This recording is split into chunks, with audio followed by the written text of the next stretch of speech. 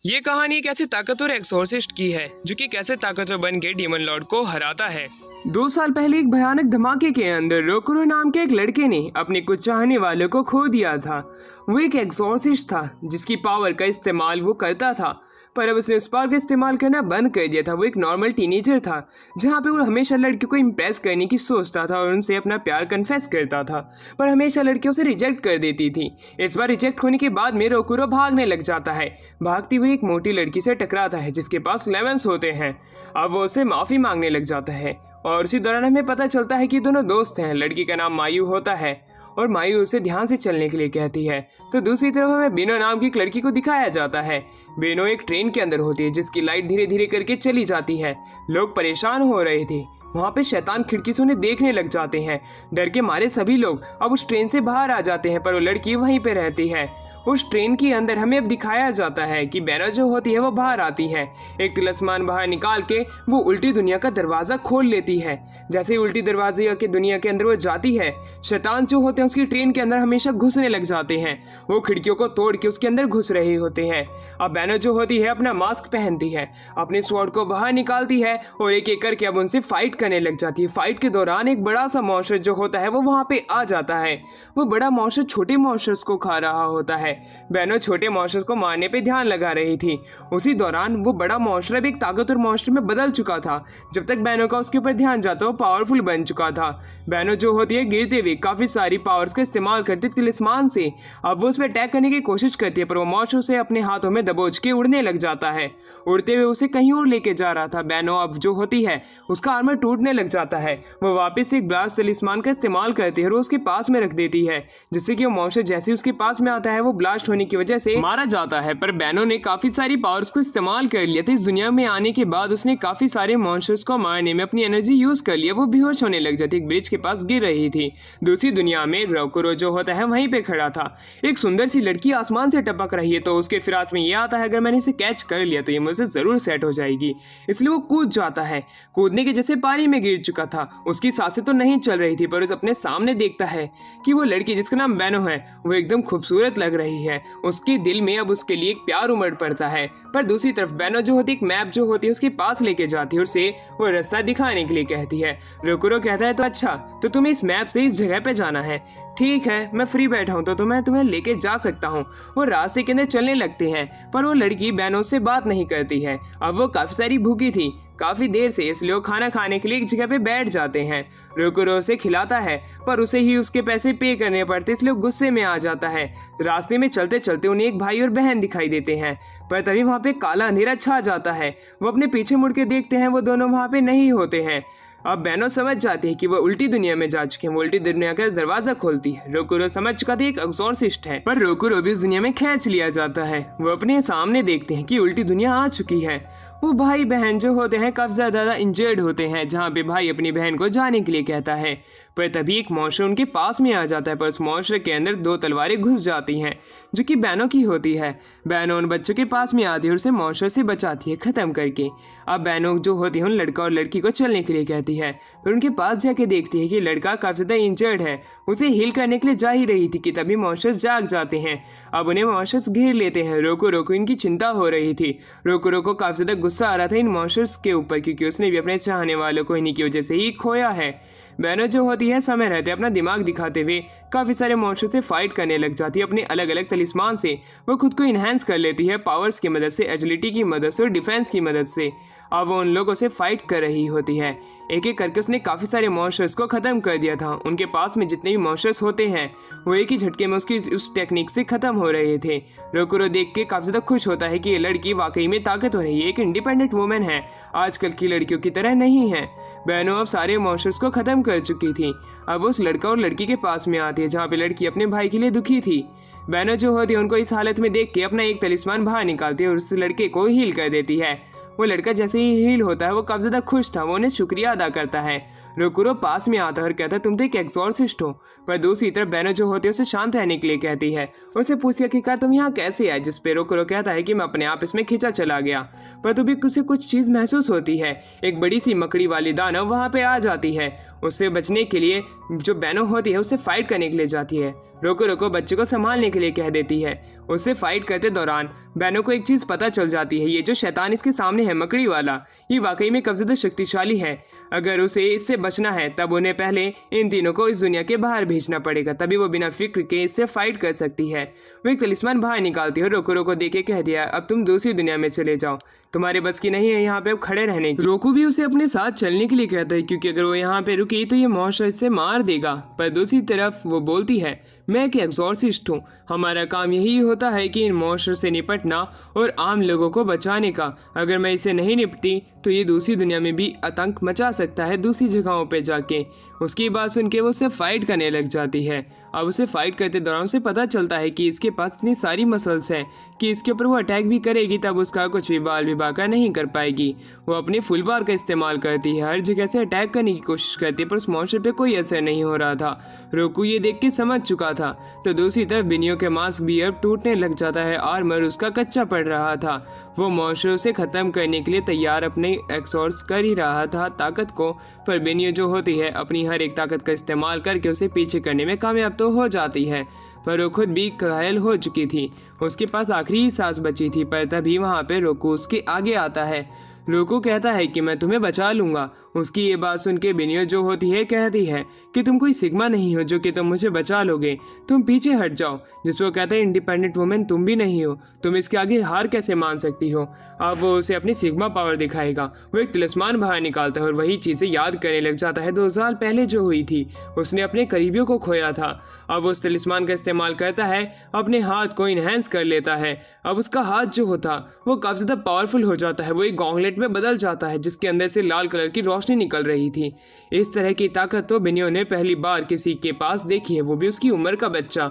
अब दूसरी तरफ रोगू जो होता है उस मॉन्स्टर पे अपना एक मुक्का मारता है। उसका मुक्का इतना ज़्यादा ताकतवर होता है कि वो मॉन्स्टर पीछे जाके गिरता है। उसके एक बार गिरते ही वो मर जाता है। ये देख के बिनियो काफ़ी ज़्यादा हैरान थी कि इस तरह की ताकत भी क्या कभी वो पा सकेगी, ये वाकई में कितना शक्तिशाली है, पर उसने कभी इसका नाम क्यों नहीं सुना।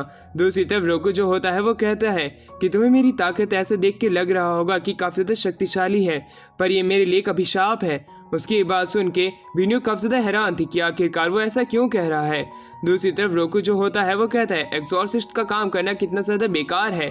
ये बात सुन के बिनियो जो होती है उसके पाँव पे अपना पैर मारती है और वो अब चिल्लाने लग जाता है। अब वो दोनों मॉन्स्टर को हरा चुके थे। अब एक तलिस्मान की मदद से बिनियो रोकुरो को एक दूसरी दुनिया में यानी कि अपनी असली दुनिया में लेके आती है, जहाँ पे दोनों के बीच में बहस होने लग जाती है। जहाँ पे बिनियो कह रही थी अगर वो वहाँ पे नहीं आता तब भी वो उस मॉन्स्टर को हरा देती, पर रोकू कहता है कि तुम उसके सामने कमजोर पड़ रही थी, मुझे जानबूझ के आना पड़ा। पर उसे ना मिलने का वादा करके उस जगह से जाने लग जाती है। अब रोकू का भी ईगो हर्ट हो चुका था, वो भी उसे उस जगह पे छोड़ के अपने घर के लिए तरफ निकल जाता है। जाते हुए रास्ते में अपने बैग के बारे में याद करता है जो कि उसे बचाते समय गिर गया था। अब वो एक सोडा पीना चाहता था। वेंडिंग मशीन के पास पैसे नहीं थे क्योंकि उसने बिनियो को चीज़ खिलाने में खर्च कर दिए थे। अब उसे और भी ज़्यादा उसके ऊपर गुस्सा आने लगता है। घर जाके देखता है कि बिनियो उसके पास में है। उसके मास्टर बताते हैं कि अब से बिनियो उनके साथ रहेगी, वो भी अब एक एक्सॉर्सिस्ट है जो कि उनकी टीम में शामिल हो चुकी है। ये बात जान के तो रोकुरो काफ़ी ज़्यादा हैरान था। वो वहाँ पे उनका मास्टर पूछता है क्या तुम पहले से एक दूसरे को जानते हो, पर तभी उसके पास एक मॉन्स्टर बाहर निकलता है बिनियो की और उस बच्चे को मारते हुए कहता है कि तुम्हारी हिम्मत कैसे हुई हमें अकेला छोड़ने की, जब हमें एक ही जगह आना था तब तो हमें छोड़ के क्यों गए। तो दूसरी तरफ रोकू जो होता है सोने जाने से पहले उन्हें परेशान करने से मना कर देता है, पर अगले दिन बिनियो जो होती है उसकी नाक के अंदर कुछ पेपर्स डाल देती है और उसे वो उठाती है। वो उससे कहती है कि मैंने जो तुम्हारी पिछले दिन ताकत देखी थी उसे देख के मैं काफ़ी ज़्यादा इम्प्रेस हूँ, मैं तुमसे फाइट करना चाहती हूँ और देखना चाहती कि हम दोनों में से कौन ताकतवर है। अब हमें उल्टी दुनिया में चलना पड़ेगा। पर उल्टी दुनिया में रोकू नहीं जाना चाहता था, उसे जाने से मना कर देता है। उसे कहता है कि उसने पिछले दिन जो ताकत देखी थी वो एक सपना मान के उसे भूल जाए क्योंकि वो अपनी ताकत का इस्तेमाल वापस नहीं करने वाला है और उस दुनिया में तो वो बिल्कुल नहीं जाएगा। पर तभी वो उसे घर से बाहर निकाल देता है। उसके सीनियर्स ये सब देख रहे थे। अब उसके सीनियर्स जो होते हैं उसे अपने साथ चलने के लिए कहते हैं एक एक्सोर्सिस करने के लिए, जिसके ऊपर बिनियो मान जाती है। वो तलिस्मान से उल्टी दुनिया के अंदर आते हैं जहाँ पे वो मॉन्स्टर से फाइट करने के लिए आए हुए थे। अब बिनियो एक एक करके उन मॉन्स्टर से फाइट करने के लिए आगे की तरफ भागने लग जाते हैं, जहाँ पे सीनियर्स उसके पीछे रह जाते हैं। बिनियो की ताकत देख के वो सभी लोग हैरान थे। बिनियो लगातार अलग अलग तलिस्मान से खुद की पावर को इनहेंस करते हुए अपनी 2 इंपीरियल स्वॉर्ड से उस मॉन्स्टर के हर एक पार्ट को काटने लग जाती है। उसकी वो ताकत और स्वॉर्ड्स तो और भी ज्यादा खतरनाक थी। एक एक स्लैश में मॉन्स्टर्स आधे हिस्से में कट रहे थे। सीनियर्स से वाकई में काफी ज्यादा इम्प्रेस थे कि एक जूनियर होके कितनी ज्यादा शक्तिशाली है हम सीनियर्स के मुकाबले। सामने खड़ा वो मॉन्स्टर उस मकड़ी वाले मॉन्स्टर से कम ताकतवर था जिसे कि रोकुरो ने अपने एक अटैक में हराया था। बिनियो ने अपने भाई से वादा किया था कि वो ताकतवर बन के दिखाएगी, पर रोकुरो के जितना ताकतवर बनना उसके लिए शायद से इम्पॉसिबल है। अब उसके लिए एक ही लिमिटेशन है जो कि रोकुरो की पावर है, वो उसे सरपास करना चाहती है। अब वो उस मॉन्स्टर को खत्म कर देती है। वो लोग असली दुनिया के अंदर आते हैं जहाँ पे कि रोको का सीनियर पूछता है क्या रोको ने सच में किसी डीमन को मारा था, जिसपे वो उससे सारी बातें बता देती है कि कैसे किस प्रकार उसने उस मॉन्स्टर को मारा था। जहाँ पे वो सीनियर उसे बताता है कि 2 साल पहले रोको घर की तरफ लौटा, उसके बाद से ही उसने एक्सोर्सिस करना बंद कर दिया। हमें नहीं पता है कि असली बात क्या है। और वहीं दूसरी तरफ रोको जो होता है काफी ज्यादा बोर हो रहा था घर पे, वो बाहर घूमने लग जाता है। घूमते दौरान वो देखता है कि बिनियो नहा रही थी। शर्म के मारे वो भागने लग जाता है क्योंकि उसके पीछे बिनियो पड़ी थी अपनी तलवार लेके। भागते भागते वो एक दूसरे कमरे में आता है जहाँ पे नीले बाल वाला आदमी चड्डी में खड़ा था।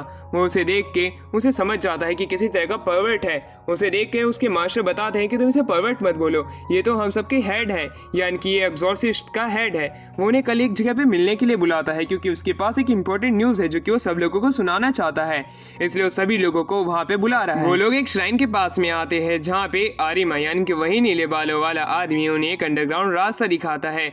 उस रास्ते की मदद से जब वो अंदर जाते हैं वहाँ पे उन्हें हर एक तरीके के एग्जॉर्सिस्ट वहाँ पे मिलते हैं। आरिमा उनके पास में आता है तो दूसरी तरफ बिनियो के पास लोग भीड़ लगाने लगते हैं। आरिमा उन्हें बताता है कि आप लोगों को मैं ये चीज़ बताना चाहता हूँ कि शैतानों को ख़त्म करने का हमारे पास एक रास्ता है और उसकी मदद से हम शैतानों को पूरे तरीके से ख़त्म कर देंगे। फिर आप सभी लोग अपनी सारी छुट्टियाँ बाली और हवाई में जाके मना सकते हो, पर उसके लिए मैं तुम लोगों को 2 लोगों से मिलवाना चाहता हूँ जो कि इसमें हमारी मदद करेंगे। ये बात तो सुन के सभी लोग हैरान थे कि वाकई में क्या हम शैतानों को हरा सकते हैं। वो जानना चाहते था कि आखिरकार वो कौन है, जिसके ऊपर वो बिनियो को ऊपर बुलाता है। बिनियो धीरे धीरे करके ऊपर आने लगती है, पर तभी वो दूसरे लड़के का नाम लेता है जो कि और कोई नहीं रोकुरो होता है। उसे उसका सीनियर आगे भेजता है जहाँ पे उन दोनों को बुला के कहता है कि यही दोनों ट्विन एक्सॉर्सिस्ट हैं जो कि आने वाले शैतानों को खत्म करेंगे। वो इन दोनों को एक ऐसी फाइट करने के लिए कहता है जिसमें कि एक दूसरे की जान लेना चाहते हैं। सभी लोग बिनियो को तो जानते हैं, पर ये दूसरा नो नेम लड़का आखिरकार है कौन, इसे कोई नहीं जानता है। पर वो उनका हेड उन्हें शांति से इनकी फाइट देखने के लिए कहता है क्योंकि वाकई में काफी ज्यादा मनोरंजक फाइट होने वाली है। पर रोकुरो उससे फाइट नहीं करना चाहता था, पर वो हेड तो उसकी सुनने के लिए तैयार ही नहीं था। उन्हें फाइट करनी पड़ेगी। दूसरी तरफ बिनियो उससे फाइट करने के लिए तैयार थी। वो उससे फाइट करने लग जाती है जहाँ पे रोकुरो उसके हर एक वार को डॉज कर रहा था। वो उससे फाइट नहीं करना चाहता था क्योंकि उसने फाइट करने का साफ साफ इनकार कर दिया था, पर बिनियो उससे तो लड़ाई कर रही थी। दूसरी तरफ उनका हेड जो होता है वो कहता है कि बिनियो अगर तुम्हें इसे हराना है तब तुम्हें अपनी पूरी ताकत का इस्तेमाल करना पड़ेगा, वरना उसके अलावा ये कभी भी अपनी पूरी ताकत का इस्तेमाल करके तुमसे फाइट नहीं करेगा। दूसरी तरफ बिनियो का ईगो अब हर्ट हो चुका था कि आखिरकार ये उसके हर एक अटैक को डॉज क्यों कर रहा है। वो उसकी एक लात मारती है। सभी लोग समझ चुके थे कि ये नादान बच्चा है। दूसरी तरफ हेड कहता है तुम चिंता मत करो, अब देखो। अब वो उसके साथी की बेइज्जती करने लगता है जो कि 2 साल पहले के एक्सीडेंट में मरे थे। वो उन सभी को कचरा कहता है जिनका सफाया होना जरूरी है। इस तरह की बातें उसके मुंह से सुन के वो गुस्से में आ चुका था। वो अपने गॉन्टलेट को बाहर निकालता है। उसका हाथ अब पूरा लाल हो चुका था। उसकी बातों से वो गुस्से में था। अब वो बिनियो के ऊपर अटैक करने लगता है। बिनियो से दूर करती है, अपने तलिस्मान का इस्तेमाल करके खुद की पावर इनहेंस करती है, उस पर अटैक करने के लिए आगे बढ़ती है। पर रोकुरो से एक मुक्का मारता है। वो पिलर पे जाके टकराती है। वो अपने घुटनों पे आ चुकी थी। दूसरी तरफ रोकुरो जो होता है अब उस हेड को भी अटैक करने के लिए जाता है, पर तभी वहाँ पे बीच में बिनियो आ जाती है। उसकी बातें सुन के अब उसका और भी ज़्यादा दिमाग खराब होने लगता है। वो उस पर अनलिमिटेड अटैक करने लगता है। एनर्जी के गोले उसके ऊपर पड़ रहे थे। जब वो उसे बचने का प्रयास कर रही थी उसी समय रोकुरो उसके ऊपर मुक्का मारने के लिए जाता है, पर दूसरी तरफ बिनियो अपनी पावर रिलीज करती है। उसकी पावर रिलीज होने से वो पीछे जाके गिरता है। अब वो अपनी स्पीड से उसके ऊपर अटैक कर रही थी। वो हवा जितनी ताकतवर बन चुकी थी, हवा जितनी तेज भी, अब उसे बार बार अटैक हो रहा था। रोकुरो को काफी ज्यादा परेशानी आ रही थी। वो जमीन पे मुक्का मारता है, जमीन हिल जाती है। इस प्रकार बिनियो का दिमाग थोड़ा सटक जाता है कि आखिरकार वो जाए कहाँ। पर उसी दौरान रोकुरो उसके ऊपर अटैक करने वाला था अपना सबसे ताकतवर पंच, पर तभी उनका हेड जो होता है वो कहता है, बच्चों बस करो, तुम्हारी लड़ाई यहीं पे समाप्त होती है। तलिस्मान का इस्तेमाल करके वो उनकी पावर को नष्ट कर देता है। अब वो रोकुरो के पास में आता है, उससे माफी मांगता है कि उसके दोस्त के बारे में उसने जो भी बोला उसने जानबूझ के नहीं बोला था। वो बस उसकी ताकत को लोगों को दिखाना चाहता था। अब हर एक आदमी उनसे इम्प्रेस हो चुका था। तो दूसरी तरफ वो हेड बताता है कि मैं तुम लोगों को बता दूं, वो लड़का जो कि शैतानों को खत्म करने वाला है वो और कोई नहीं बल्कि इन दोनों की शादी के बाद जो बच्चा होगा वो होगा। उसकी बात तो सुन के उन लोगों का दिमाग खराब हो जाता है कि ये क्या कह रहा है कि हम दोनों की शादी वाला बच्चा। ये बात तो सुन के अब उन दोनों के बीच में नरमा नरमी और ज्यादा बढ़ जाती है। गर्मा गर्मी बढ़ने की वजह से उसके सीनियर्स कहते हैं कि आखिरकार तुम दोनों शादी कर रहे हो, जिसपे बिनियो कहती है कि मैं इस तरह के नादान बच्चे से जो कि अपनी ताकत का इस्तेमाल लोगों की भलाई के लिए नहीं करता है मैं उससे कभी नहीं करूंगी। उसके सीनियर्स कहते हैं बेटे तूने तो बहुत ही जल्दी एक अच्छा माल पटा लिया है, हम तेरी जगह होते तब तो हम शादी कब का करके बच्चे भी कर चुके होते। पर तभी रियो बीच में आता है। रियो वहाँ पे आके बताता है कि तुम्हें पता है तुम्हारे साथ में ही बिनियो अब तुम्हारे स्कूल जाने वाली, उसका ध्यान रखना। उसकी बात सुन के वो हैरान था। अगले दिन अब हमें स्कूल को दिखाया जाता है जहाँ पे स्कूल के अंदर बिनियो का इंट्रोडक्शन उसी की ही क्लास के अंदर उसकी टीचर कराती है, जहाँ पे माया भी वहीं पे थी। माया उसे देख के हैरान थी, पर वहाँ पे रोकुरो समझ चुका था मेरी परेशानी और बढ़ने वाली है इसके आने की वजह से। अब बिनियो जो होती है लंच के समय में कहीं चली जाती है। दूसरी तरफ उनके सीनियर्स जो होते हैं दूसरी दुनिया में फाइट करने के लिए आ चुके थे। काफी सारे शैतान उनके सामने थे और उनसे अटैक करने के लिए पूरे तरीके से तैयार थे। वो एक एक करके उनसे फाइट करने लग जाते हैं, पर शैतान काफी ज्यादा थे। लंच के समय में बिनियो गायब हो चुकी थी। माया बिनियो को ढूंढने के लिए रोकुरो को भेजती है, पर दूसरी तरफ बिनियो तो टेरेस पे बैठ के खाना खा रही थी। उसे पता चल चुका था कि ताकतवर डीमन की एनर्जी उसे महसूस हो रही थी। उसके सीनियर्स मुसीबत में हैं। दूसरी तरफ सीनियर्स के सामने एक बहुत बड़ा मॉन्स्टर खड़ा था। वो उनसे फाइट करना चाहते थे और वो कहते हैं कि अब हमें इनसे खुद निपटना पड़ेगा। दूसरी तरफ हमें दिखाया जाता है बिनियो अपनी क्लास छोड़ के वहाँ से जाने लग जाती है। रोकुरो से रोकने जाता है, पर बिनियो से बताती है तुम्हें पता है मेरे सीनियर से भी खतरे में है, मुझे उन्हें बचाने जाना पड़ेगा। अगर तुम चलना चाहते हो तो तुम मेरे साथ आ सकते हो। पर रोकुरो के पास हिम्मत नहीं थी, वो जाने से इनकार कर देता है। तो दूसरी तरफ सीनियर्स की हालत काफी ज्यादा ढीली हो चुकी थी। रियो जानता था कि अब वो इनसे नहीं बच सकते हैं, उसे ही अपनी ताकत का इस्तेमाल करना पड़ेगा। पर तभी वहाँ पे बिनियो आ जाती है। बिनियो जो होती है उन्हें बचाने के लिए अपनी पूरी ताकत का इस्तेमाल करती है, अपने मास्क को पहन के अपनी बॉडी को इन्हेंस कर लेती है। अब वो उनसे एक एक करके फाइट करने लग जाती है अपनी इंपीरियल स्वॉर्ड की मदद से। वो समझ चुके थे कि बिनियो के आने की वजह से अब उनकी दिक्कतें थोड़ी कम हो जाएंगी। अब वो लोग साथ मिलके एक एक करके उन मॉन्स्टर से फाइट करने लग जाते हैं। फाइट के दौरान बिनियो जो होती है अपना एक अच्छा प्रदर्शन दिखा रही होती है। वो लोग कहते हैं कि रोकुरो के ही बराबर ताकतवर है, बस से अपनी असली ताकत को जानना ही रह चुका है। अब वो एक एक करके फाइट करने लग जाते हैं। सभी मॉन्स्टर को वो धीरे धीरे करके एरेडिकेट कर रहे होते थे। अब उनका मैनस्लॉटर चालू हो जाता है मॉन्स्टर्स का। वो एक ताकतवर मॉन्स्टर जो होता है अपने एक पंच से पोर्टल खोल देता है एक रोलर कोस्टर का, जहाँ पे बच्चे फंस चुके थे। ये चीज देख के रोकुरो भी वहीं पे था, उन्हें बचाने के लिए चाहता है। वो उस रोलर कोस्टर पे चढ़ने लगता है। दूसरी तरफ बिनियो जो होती है वो शैतान से फाइट करने लग जाती है। वो जान चुकी थी कि अगर उसने इसे नहीं हराया तो मुसीबत खड़ी हो सकती है। उसे फाइट करते हुए उसे काट देती है। वो मॉन्स्टर खत्म हो जाता है। उसी समय में उसके सीनियर्स खुश होते हैं कि उन्होंने आखिरकार इस मॉन्स्टर को हरा ही दिया। तो दूसरी तरफ रोकुरो जो होता है रोलर कोस्टर पे चढ़ता है। एक बच्चे को वो आगे बुलाता है। एक बच्चा जिसने चश्मा पहना था वो समय रहते उसकी बात सुन के उससे बच जाता है, पर रोलर कोस्टर पीछे जाने लग जाता है। रोकुरो से अपना हाथ पकड़ने के लिए कहता है। वो जानता था कि इस तरह की फीलिंग कैसी होती है, उसे अपने पे भरोसा रखने के लिए कहता है। बच्चा आगे हाथ कर रहा था, रोकुरो से पकड़ लेता है। रोलर कोस्टर नीचे गिर जाता है, पर उसने बच्चे को बचा लिया था। वो घर जाता है जहाँ पे वो पूछता है बिनियो से कि आखिरकार तुम्हारा एक्सोर्सिज्म कैसा गया, जिसपे वो बनवाने से पहले से पूछती तुम्हारे कपड़े गंदे क्यों हैं, जिसपे वो कहता है तुम उस पर ध्यान मत दो, तुम अपने बारे में बताओ, जिसपे बताती है वो तो एकदम बढ़िया गया। उसकी बात सुन के वो खुश था। वो रात में सोते हैं। अगले दिन रियो ने बताता है कि अब मुझे तुम सब की एक रिपोर्ट बनानी है जो कि मुझे हेडक्वार्टर में भेजनी है और तुम लोगों को मेरे साथ एक्सोर्सिज्म में चलना पड़ेगा अगले दिन। पर वो दोनों मना कर देते हैं, रोकुरो और बिनियो, क्योंकि बिनियो को अपनी स्वॉर्ड साफ करनी थी। दूसरी जब रोकुरो को पढ़ाई करनी थी, क्योंकि रियो ने उसे बताया था तुम्हारे मार्क्स काफी ज़्यादा कम आ रहे हैं, तुम्हें पढ़ना शुरू कर देना चाहिए, अगर तुम नहीं पढ़े तो तुम फेल हो जाओगे। सिटी के अंदर रियो जाता है वो अपनी सारी रिपोर्ट उन्हें पकड़ा देता है, क्योंकि रिपोर्ट की ही मदद से हेडक्वार्टर्स उन्हें अलग अलग सप्लाई भेजते हैं। अब वो वहाँ से एक घर की तरफ जाते हैं जहाँ पे उन्हें वहाँ पे एक्सोर्सिज्म चालू करना था, क्योंकि उनके मकान मालिक ने बताया था कि वहाँ पे भूतों का कब्जा है। अगर उन्हें इन लोगों को बचाना है तब उन्हें वहाँ से उससे एक्सोर्सिस्ट करके भूत को भगाना पड़ेगा। रियो और बाकी के सीनियर सब उस घर के अंदर घूमने लग जाते हैं। उन्हें वहाँ पे शैतान का एक भी एहसास नहीं होता है। धीरे धीरे सारे कमरे चेक करने के बाद वो लास्ट कमरे में आते हैं। रियो को अब वहाँ पे थोड़ा डर लगने लग जाता है। उन्हें पहली बार डर का एहसास होता है। उन्हें पता चल चुका था कि यहाँ पे जो डीमन है वो वाकई में काफी ज्यादा शक्तिशाली है। अगर उसे उन्हें हराना है तब उन्हें उल्टी दुनिया में जाना पड़ेगा। वो लोग अब उल्टी दुनिया के अंदर जाते हैं और जैसे ही अंदर जाते हैं वहाँ पे एक दोस्त सर्कल शैतान उनके सामने खड़ा था। वो उनसे नहीं भिड़ पा रहे होते हैं और वहीं रियो को वो शैतान अपनी दुनिया में कैद कर लेता है और बाकी दोनों सीनियर्स को रियल वर्ल्ड में भेज देता है। रियल वर्ल्ड में वो रोको से मदद मांगते हैं, तो दूसरी तरफ रोको ये जान के काफी ज्यादा हैरान था कि रियो फंस चुका है। अब जो रोको होता है बिनियो से मदद मांगने के लिए जाता है, क्योंकि उसके अलावा उसके दिमाग में कोई और नहीं है। वो बिनियो से कहता है कि तुम रियो को बचा लो तो तुम्हारा मेरे ऊपर बहुत बड़ा आभार होगा।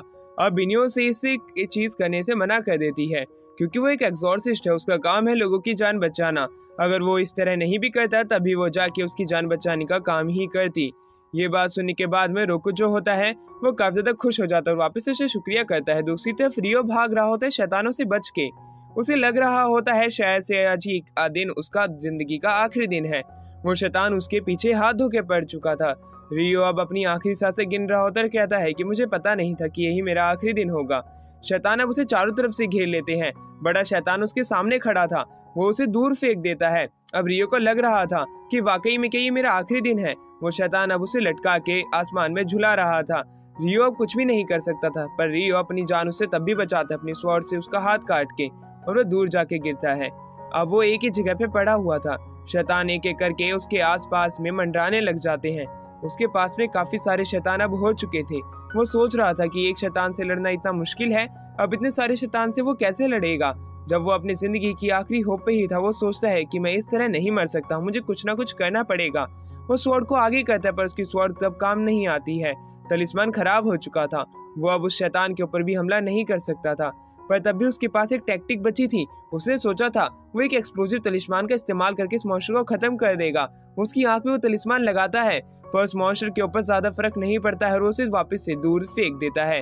पर तभी वहाँ पे रोकू आता है, एक पंच से उस मॉन्स्टर को दूर फेंक देता है। वो रियो की जान बचा लेता है और रियो को यहाँ पे आराम करने के लिए कहता है। रियो रोकू के लिए एक बड़े भाई की तरह है, बचपन से ही वो उसके साथ रहा है। वो उसे इस तरह अकेला मरने के लिए नहीं छोड़ सकता है। शैतान से फाइट करने के दौरान सारे छोटे मॉन्स्टर उसके पास से मंडराने लगते हैं रियो के, पर तभी वहाँ पे बिनियो की एंट्री हो जाती है, क्योंकि रोकू यहाँ पे अकेला नहीं आया होता है उसे बचाने के लिए। बिनियो जैसे ही वहाँ पे आती है, वो अपनी सबसे खतरनाक टेक्निक का इस्तेमाल करने लग जाती है और स्वॉर्ड स्लैश की मदद से एक एक करके उन सभी को खत्म कर रही होती है। अब दूसरी तरफ रोकू जो होता है उस बड़े मॉन्स्टर से फाइट कर रहा होता है। बड़ा मॉन्स्टर वाकई में काफी ज्यादा शक्तिशाली होता है। रोकू को भी उससे फाइट करने में काफी ज्यादा दिक्कतें आ रही थी। साथ ही में छोटे छोटे मॉन्स्टर्स भी उसको कहीं और उसका ध्यान केंद्रित कर रहे होते हैं बड़े मॉन्स्टर के अलावा। पर बिनियो जैसे ही वहाँ पे होती है, वो भी उन छोटे मॉन्स्टर्स को खत्म करने लग जाती है, जिसकी मदद से अब रोकू का ध्यान बड़े मॉन्स्टर की तरफ जाता है और रोकू जो होता है उस बड़े मॉन्स्टर पे अटैक करने के लिए जाता है और एक पंच से उसके मुंह पे मारता है और वो मॉन्स्टर उसी समय वहाँ पे पूरे तरीके से डिसइंटीग्रेट यानी कि भस्म हो जाता है। अब वो लोग रियो को उस जगह से लेके जाने लग जाते हैं। शैतानों को खत्म कर चुके थे और रियो की भी तबीयत ठीक करवानी थी। वो लोग बाहर आते हैं रियल वर्ल्ड में, जहाँ पे सारे सीनियर्स ब्रदर उन्हें देख के खुश थे। तो दूसरी तरफ अब बिनियो जो होती है वो भी घर की तरफ लौटती है, जहाँ पे रोको बाहर बैठा हुआ उससे माफी मांगता है और उसे शुक्रिया अदा करता है आज की मदद के लिए। जिसपे बिनियो कहती है तुम इस तरह की मुझसे शुक्रिया अदा मत करो, बस मैं तो उसकी मदद करना चाहती थी क्योंकि रियो भी मेरा सीनियर है और तुम्हें इस तरह की हरकत करने की कोई जरूरत नहीं है। दोनों अब वहाँ पे हॉस्पिटल की तरफ जाते हैं, जहाँ पे रियो को वो देख के उसके लिए काफी सारे गिफ्ट्स लेके आए थे और खाने के लिए स्वीट्स भी। ये देख के रियो काफी ज्यादा खुश था। रोको घर जाते समय देखता है कि सभी लोग एक जगह पे बैठ के काफी ज्यादा मजे कर रहे होते हैं। वो भी उस मजे में शामिल होना चाहता था, पर जैसे ही वो घर के अंदर जाता है उसे ये बात पता चलती है कि ये सभी लोग तलिस्मान बना रहे होते हैं और तलिस्मान उसे भी बनाना आता है, पर उसकी जिस तरह की हैंडराइटिंग है उसे वो सभी लोग उसके ऊपर हंसने लग जाते हैं। वो काफी ज्यादा गंदा लिख रहा था। दूसरी तरफ बिनियो की हैंडराइटिंग काफी ज्यादा सुंदर थी। मास्टर आके बताते हैं कि कुछ डीमंस जो हैं शहर के अंदर ऐसे ही घूम रहे हैं, तुम्हें जल्दी ही उन्हें जाके पकड़ना होगा। जिसके ऊपर सारे सीनियर्स उसे पकड़ने के लिए तैयार हो जाते हैं। बिनियो वहाँ पे रोकू को चलने के लिए पूछती है, पर रोकू चलने के लिए हाँ कर देता है और जाते हुए वो बता रहा होता है कि मैं तुम्हारे साथ फाइट नहीं करूंगा, सिर्फ मैं वहाँ पे खड़ा होके देखूंगा। उसकी इस तरह की शर्तों पे वो उसे लेके चलने के लिए तैयार हो जाते हैं। दूसरी तरफ एक सीनियर उसे रियो का वो तलिस्मान इन्हेंसर देता है और वो कहता है कि तुम इसका इस्तेमाल करके तलिस्मान का इस्तेमाल कर सकते हो। वो ले लेते हैं। वो स्कूल के पास में आते हैं जहाँ पे काफी सारे बच्चे फुटबॉल खेल रहे थे, पर उनका कोच उन्हें बताता है कि जैसे ये बच्चे फुटबॉल खेल रहे थे अचानक से ये सभी गायब हो गए, पता नहीं कहाँ गए। तभी बिनियो जो होती है उल्टी दुनिया का दरवाजा खोलती है। अंदर हमें दिखाया जाता है सारे बच्चे शैतानों से बच के भाग रहे थे। अब उन्हें उन शैतानों से बचाने के लिए वो सभी लोग एक एक करके उन मॉन्स्टर को मारने लग जाते हैं, जिसकी मदद से वो बच्चों को बचा सके। बच्चे जो होते हैं उन्हें एक जगह पे एकत्रित करने के लिए कहा जाता है। जितने भी सीनियर्स होते हैं उन बच्चों को एक जगह पे इकट्ठा करने लग जाते हैं। तो दूसरी तरफ बिनियो और रोकू जो होते हैं एक एक करके उन डीमंस को खत्म कर रहे होते हैं। वो डीमंस को जल्दी खत्म कर देते हैं। तो दूसरी तरफ जितने भी सीनियर्स होते हैं जो कि बच्चों के पास में थे वो देखते हैं सारे डीमंस पहले से ज्यादा ताकतवर बन चुके हैं। गोरिल्ला जैसे दिखने वाले शैतान थे, वो उन पे अटैक करने के लिए आते हैं। रोकू जो होता है वो उन पे अटैक करने के लिए अपनी स्पिरिचुअल लेजर का इस्तेमाल करता है, कुछ स्टोन्स को फेंकता है और एक तलिस्मान का इस्तेमाल करके उनके अंदर स्पिरिचुअल पावर डाल देता है और वो लेजर की तरह काम करने लग जाते हैं। मॉन्स्टर एक एक करके खत्म हो रहे थे। एक तरफ जहाँ पे सीनियर्स के साथ में बच्चे थे उन जमीन से हमें दिखाया जाता है काफी सारे मॉन्स्टर बाहर निकल के आते हैं, उन सीनियर्स के ऊपर अटैक करने लग जाते हैं। बाकी दूसरी तरफ बिनियो भी जो होती है उन मॉन्स्टर्स को एक एक करके खत्म करने का अपना पूरा प्रयास कर रही होती है इंपीरियल स्वॉर्ड से। रोको भी काफी सारे डीमंस को हरा चुका था, पर उसे ये बात पता नहीं थी जो पीछे सीनियर्स हैं उनके ऊपर भी मॉन्स्टर्स नीचे से अटैक कर चुके हैं और एक सीनियर तो काफी ज्यादा घायल भी हो चुका है। अगर उसे उन्हें बचाना है तब उसे अपनी असली ताकत का इस्तेमाल करना पड़ेगा। रोको अब थोड़ा रेज में आ चुका था, वो उन शैतानों के ऊपर गुस्सा था क्योंकि इन्हीं की वजह से पिछले 2 साल पहले भी उसके दोस्तों की मौत हुई थी और इस बार भी उसके सीनियर्स खत्म होने वाले हैं। पर समय रहते वो लोग उन्हें खत्म कर देते हैं और सीधी दुनिया का दरवाजा बनाते हैं और उसके अंदर से वो लोग बाहर की तरफ निकल जाते हैं। सारे बच्चे बाहर चले जाते हैं, पर हमें दिखाया जाता है रोको को एक डीमन पकड़ लेता है। पर तभी दूर से एक स्वॉर्ड स्लैश आता है और उस मॉन्स्टर के ऊपर लगता है। वो मॉन्स्टर खत्म हो चुका था, हर जगह मिट्टी का धुआं छा जाता है, पर उसके अंदर से लाल बालों वाला एक लड़का निकलता है। वो वाकई में काफी ज्यादा शक्तिशाली था। वो अपने स्वॉर्ड पीछे से निकालता है और उसे एक बहुत बड़ी स्वॉर्ड में बदल लेता है। वो जैसे ही जमीन पे रखता है उसके अंदर से निकलने वाली फ्लेम जो होती है वो आसपास के सारे डीमंस को एक ही बार में खत्म कर देती है। इस तरह की ताकत देख कर रोकू और बिनियो दोनों ही हैरान थे कि आखिरकार ये कौन लड़का है जो कि उन्हीं की उम्र का लगता है और इतना ज्यादा ताकतवर है। वो लड़का अपने स्वॉर्ड को पैक करके वहाँ पे आता है और वो बताता है कि वो 12 सेज में से एक सेज है जो कि सबसे ज्यादा ताकतवर होते हैं, जिन्हें गार्डियंस भी कहा जाता है, और ऐसा लगता है कि उन्हीं में से एक है। वहाँ पे इस तरह की बात सुनकर रोकू समझ जाता है कि ताकतवर इंसान है। वो आदमी कहता है कि मैं यहाँ पे रोकू से मिलने आया हूँ। रोकू कौन है? जिसमें बताते हैं कि रोकू वही लड़का है जो कि आपके सामने खड़ा है। ये बात सुन के जो सेज होता है वो कहता है कि आखिरकार वो तुम हो जिसके पास ताकत तो बहुत है पर बुद्धि एक ढेले तक की नहीं। वो उसके मुंह पे मुक्का मारता है। वो कहता है तुम्हारी वजह से तुम्हारे भी सारे साथी मरने की कगार पे थे, तुम्हारी एक गलती की वजह से तुम भी मरने वाले थे, तुम्हें ध्यान रखना चाहिए। और वो बिनियो को इससे सतर्क रहने के लिए कह देता है क्योंकि जैसी इसकी हरकतें हैं ये ताकतवर बंदा नहीं बन पाएगा। पर दूसरी तरफ वहाँ पे बिनियो आती है और कहती है वाकई में सबसे ज्यादा शक्तिशाली है हम लोगों में। तभी वहाँ पे एक मॉन्स्टर जागता है, वो उन पे अटैक करने के लिए आ रहा था, पर सेज जो होते हैं वो दूर हट जाते हैं। उसके अंदर वहाँ पे रोकू के सीनियर्स इंजर्ड हो जाते हैं, जहाँ पे वो सेज वापस से कहते हैं इससे तुम्हारी अब ताकत के बारे में पता चलता है कि तुम अपने साथियों को ही प्रोटेक्ट नहीं कर सकते।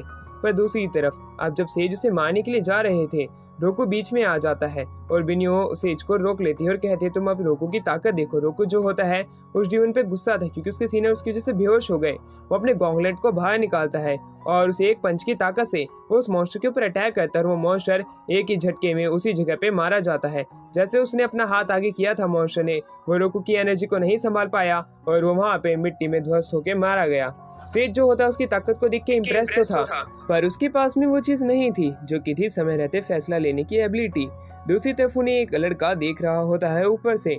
उस लड़के की प्रेजेंस जैसे ही सेज को महसूस होती है वो पीछे देखते हैं पर वो वहाँ से गायब हो चुका था। अब सेज जो होते हैं उन्हें ध्यान से अपने असली दुनिया में जाने का कह देते हैं क्योंकि उसके पास अब हेड एक्सोर्सिस्ट का मैसेज आया था जिसका नाम अमीना था। अब वो उसे अपने पास में बुला रहा था। वही नीले बालों वाला आदमी अब वो उसके पास जा रहा था। वो रियल वर्ल्ड में आता है और रोकू पीछे ही छूट जाता है। रोकू उससे बात करना चाहता था पर वो वहाँ से जा चुके थे। कोच जो होते हैं सभी बच्चों को बचाने के लिए उन्हें शुक्रिया अदा करते हैं और कहते हैं आप लोगों को शुक्रिया, वरना ये जिंदा नहीं बचते। वो लोग घर पे आते हैं, वो सभी खाना खा रहे होते हैं। जहाँ पे खाना खाते हुए वो सब आपस में बात कर रहे थे कि आज सोरोको ने कमाल ही कर दिया। तो दूसरी तरफ अब लोगो जो होता है वो सेज के बारे में पूछता है, जिसपे बिनियो बताती है कि वो सेज 12 साल की उम्र में बन चुका था। ये बात तो सुन के रोको काफी ज्यादा हैरान था, क्योंकि अभी वो 14 साल का और वो उतना ताकतवर भी नहीं है जितना वो 12 साल की उम्र में था। अब वो उसी के जितना ताकतवर बनना चाहता है, क्योंकि अगर जब वो ताकतवर बन जाएगा तब उसे हराना उसके लिए बाएं हाथ का खेल हो जाएगा और इस प्रकार वो अपनी बेइज्जती का बदला ले लेगा। वो दृढ़ निश्चय बना चुका था। अगले दिन बिनियो जो होती है स्कूल के लिए निकल जाती है।